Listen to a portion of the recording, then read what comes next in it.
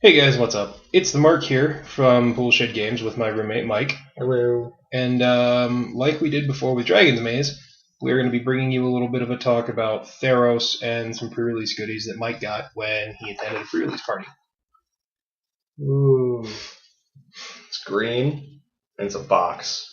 Has words on it. So, why don't you... This was, I guess, another event at Fatman Comics? Fatman Comics and Games. That is in correct. Athens, Pennsylvania? Yep. There you go, folks. Athens, Pennsylvania. Local shop. Great place. Great group of guys. If you're up that way, check it out. Mm-hmm. Now Mike's going to show you some of the stuff that came in that fancy little box. Mm-hmm. This is the countdown die that came with it. Now, this countdown die did come with a box, but it was not originally the one that came with it. I traded the one I had with it. The one I originally had with it, which is black and white, and I wanted the green and white one, because, you know, green is my favorite color. Just putting it out there. And, this being a countdown die, I'm using the right finger. The symbol that represents the 20 is the Theros symbol, which is kind of a T within a U-shaped thing. Usually the shape of the symbol denotes something like a specific set or possibly another card in the future. That's what I've seen. Yeah, I know that a lot of the dice from the sets have been that way. Mm-hmm. Sometimes they change it up though. Sometimes the special symbol's on the 1. True. I think 7th edition is that way. I don't remember. And this is called a hero card. Not sure. Put this up to the camera. Okay, awesome. Let's see it. So what's special about hero cards? What's special about a hero card is that they're kind of a callback to an old format that was a supplement, which you may have heard of when you started playing Magic. It was a Vanguard supplement. It was basically a little card that you put off the side of your deck in your commander zone that gave your entire deck special abilities. These work in similar fashion. Now, this is called the Protector. There's one for each color. I wanted to collect all of them just to see them. I like things like this. And as I said, you put them in the commander zone.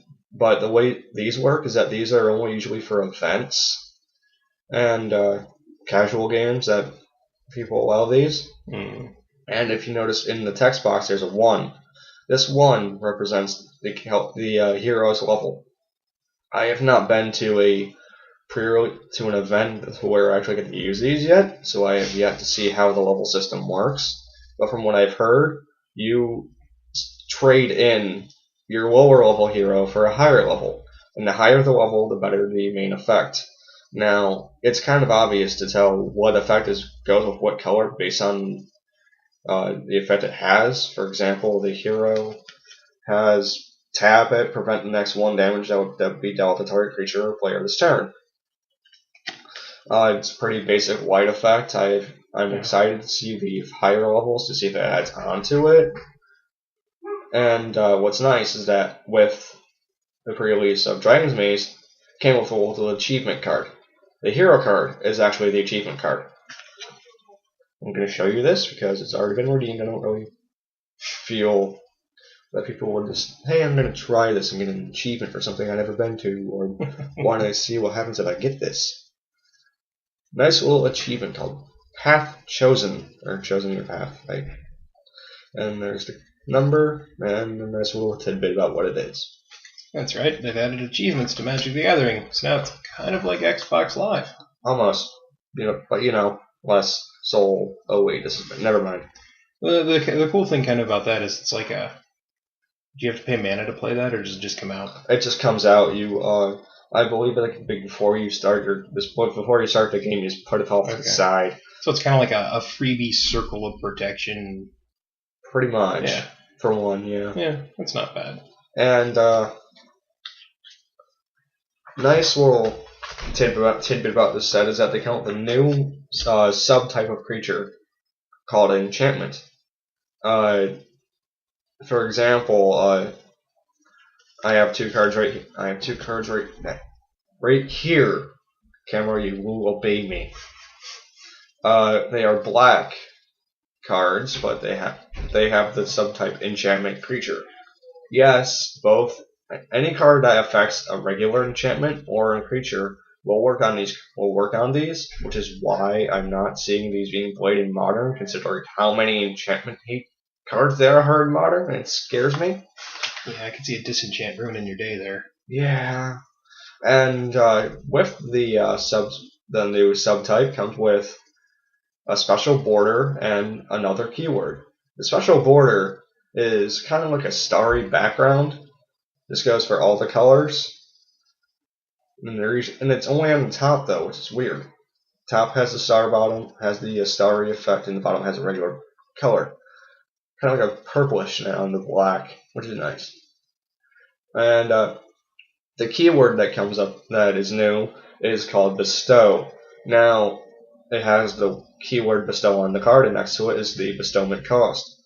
And from what I've seen, every bestow card has the parentheses with the italics, which is basically explaining you how bestow works. And at the bottom of the card has the bestow effect, which, for example, this one is the Cavern Lampid. Bestow for 6, 5 colorless, 1 black. Enchantment creature gets +2/+2 intimidate. Now, this can go on any creature, which is really nice. Part of me wishes that the bestowment cost was a little cheaper, but this is me, and I like cheap stuff. And what's nice about bestow is that once they're an enchantment, they don't really stay in enchantment per se. Their enchantment as long as they're on a creature, but let's say the enchanted creature dies, you get a free 1/1 for nothing, which is really nice considering a lot of the cards have a high power. Kind of reminds me of the weapons they introduced a couple sets ago, where you laid the artifact down, it was a weapon, and you had to pay so much to equip it onto another card. And one thing I'm really liking about this set is they're basically telling you to stick with the guild colors. They're bringing back multicolored.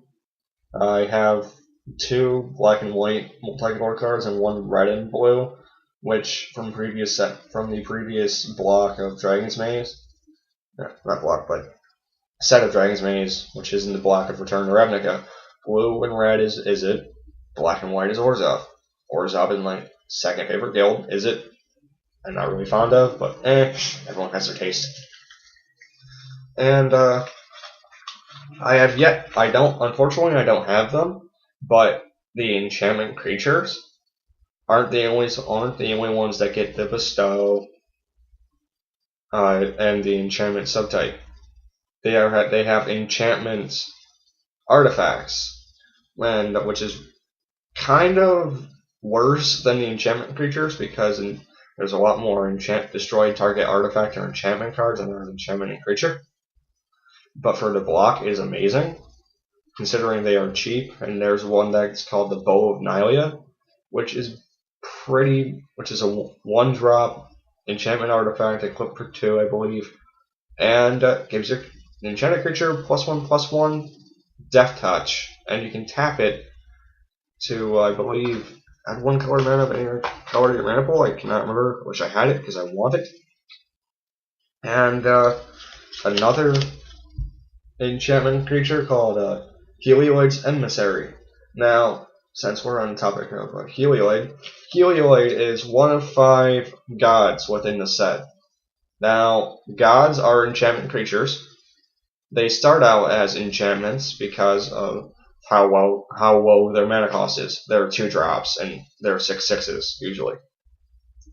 They start out as enchantments, and how it works is that the enchantment creature, the gods, turn into creatures after being enchantment once your devotion is up above usually 5 or 6. And devotion is another new keyword within the set. Let's see if I can find a card that has it. Here. Devotion is basically how many mana symbols you have of a specific color. For example, I have a card right here called Kamatera's Acolyte, which is a 4-drop, but it's worth it considering it is a 1/4, and you add 1 green mana every time you tap it for each in your devotion. For example, let's say you have 5 green mana symbols out on your field under your control. You can tap this instead of like being in Winnow and tapping for 1, it taps for 5, and that's just 1 creature. Pretty nasty for ramp decks.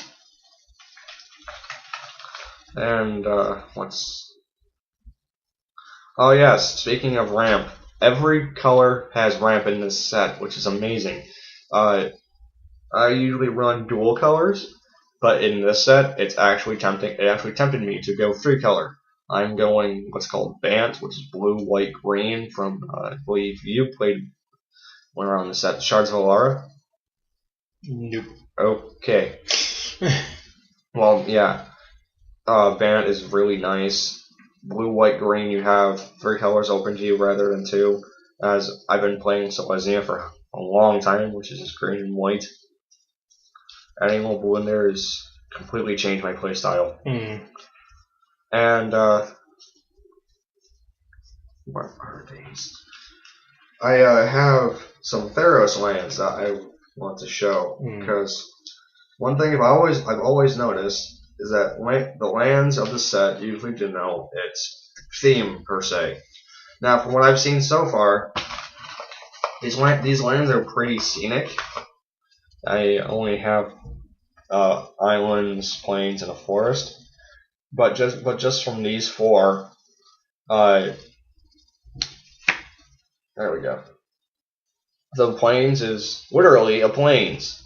I've actually never seen a legitimate plains being what it's called, being in this actual picture in standard for a long time. And forest is really nice. I'm kind of biased when it comes to these because I'm a nature kind of guy, and I just like the pretty pictures with the trees. I was always red and blue guy myself. Red and blue with a little splash of black. That's always fun. That's always the way I went. You know what this set kind of reminds me of? It kind of reminds me of Legends. You probably don't know Legends. I've heard of it. It was an old set, and it introduced a lot of legendary creatures, which back at that time was a pretty big deal.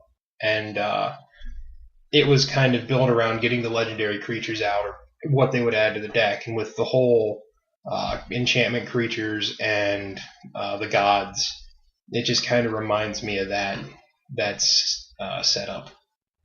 And the irony about that is the gods are legendary creatures. So you have the words legendary, enchantment, and creature all on the same card, which is like the first time a card has ever had 3 subtypes. And I know another reason that this kind of reminds me of the Legends set is the multicolored, because almost all the Legends from that set were multicolored cards, at least 2, if not more colors, which, you know, it encouraged you to build multicolored decks. And one more keyword I forgot to mention was heroic. Now, heroic, depending on the card, depends on the ability. Well, let's see if I can find one real quick. Citizen Battle Priest. It's a 2-drop 1/3, 1 color, 1 colorless, 1 plains. Which I'm also noticing that almost every single color card has 1 or 2 more mana symbols. Like usually, they would just have 1 mana symbol and then the colorless. But I'm seeing a lot more double mana symbols, which I think is akin to the devotion, which is real nice. And heroic on this one, whenever you cast a spell that targets Citizen Battle Priest, you gain 2 life. Now it only says you and not your opponent, which is kind of nice considering your opponent can't be like, oh, I'm gonna lightning bolt it. Oh, it's like, oh, you target it. Okay, I gain 2 life and my creature dies. So look who really got bonus out of that. Mm. And Heroic goes extremely well with the enchantment creatures, because not only are you getting a bonus from the initial creature you're enchanting, but you also have the bestow bonus from the enchanted creature. Now, one thing I really liked about this set is that the commons in this set are just amazing. I would not expect these effects to be on commons. So they're not useless commons? They're not useless. They are far from useless. For example, two really big white cards that I just had to have in my deck. Divine Verdict, Glare of Heresy. Glare of Heresy, 1 colorless, 1 white. It's a sorcery, not unfortunately. It'd be amazing if it was instant. It's an uncommon, but still, it's pretty easy to find. Exile target white permanent for 2. That is usually a pretty high cost effect. Now I can probably see why it's cheap considering specifically color. And does it from time to time. Okay. It'll be fine. Alright. But my face wasn't frozen there for a second. And one card that really surprises a common, Divine Verdict, 3 colorless, 1 white, instant speed. Destroy target or attacking blocking creature for 4. Now, it's genuinely a good thing that it's it's a 4 drop, but considering how easy it is to ramp mana in this set, 4 mana is nothing. And the fact you have the ability to destroy attacking or blocking creature really puts you at edge. And even the 1-drop creatures. I mean, I have a 1-drop Scorpion in here that it's a 1/1, but has Death Touch. That being a 1-drop first turn can really shift some things. In addition to Heroic and all these amazing cards, one thing that I've actually been doing for the past week now is working on a Modern deck. Because there's one keyword in Modern that goes extremely well with Heroic. You can give all you Magic players and watchers a nice little hint. Conspire. Now, Conspire was originally from Morrowind. I've never actually had a chance to play Morrowind when it was around, because I only got into Magic when it was, I'd say, post Rise of the Eldrazi, just getting into Mirrored and Besiege. I think that was the first one. Yeah, Mirror and Besiege, that was. Okay. I don't even know what you're talking about. You are so far after I quit playing. It is silly ridiculous. Well, you were talking about New Phyrexia with the Living Weapons. That was part of the block that had Mirrored and Besieged in it. I remember people talking about them, but I stopped playing after. I bought a couple Ravnica decks, and that was it. Well, anyway, Conspire. Nice little effect is that once you play, it's only on certain cards, but the effect is this: you play the card, which is usually multicolored. Let's go with one like black and blue, for example. You can tap either 2 blue creatures or 2 black creatures, or vice versa, 1 of each, and it copies the spell. Considering you are getting 2 of the same spells for about the same amount of 1, using that on a Heroic card doubles the effect for the turn. Now, I don't really mind sharing this little example, considering I'm a nice general guy and like giving hints.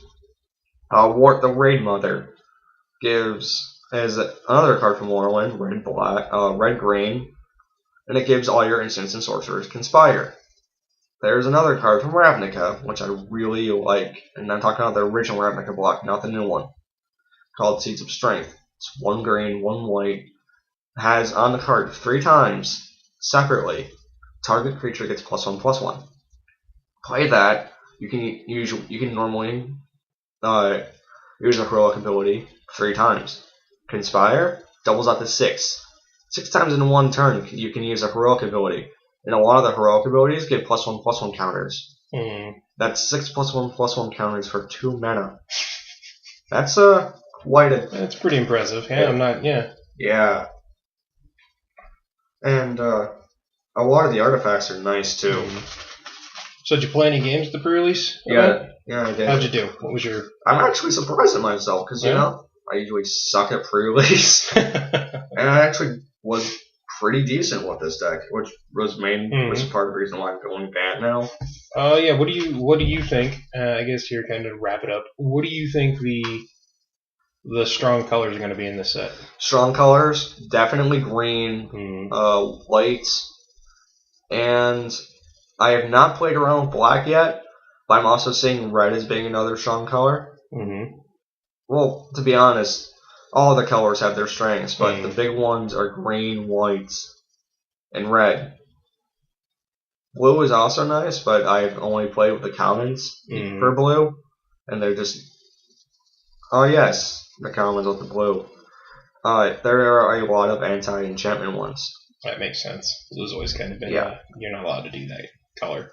And they're 1-drops, which is even scarier. So it's like, oh, you just played your god. 1-drop dead. But yeah, a lot of colors have their strengths and weaknesses. I'm really excited for this set, and I can't wait to see the other two coming out, which the next one's coming out in February. I do not know when, but it's called Into the Nyx. Wait, not Into the Nyx. Born of the Gods. Born of the Gods is the last one. It's the second one, I think. Into the Nyx is the last. Which, if it hasn't been picked up on, this is a Greek-related set. I'm really enjoying this because I love Greek mythology and stuff like that. It's not every day you can say, oh, my Magic hobby has something I'm actually interested outside of Magic. Yeah, I will say that the Greek theme and flavor of this set is pretty neat. It's made me interested, but I'm still firmly in the camp of I won't spend money on collectible card games. Hey, I have my crack, you have yours. Yep. That's the beautiful thing about the gaming hobby. Everybody has their own kind of hobby crack. We're all addicts. Yep. But this is the box one last time. That's going to do it for us here at Poolshed Games. Talk to you a little bit about Theros and what might be coming up in the set and the pre-release event. Hopefully you guys liked the video. If you did, why don't you give us a like or a comment or subscribe. And we'll see you next time here at Poolshed Games.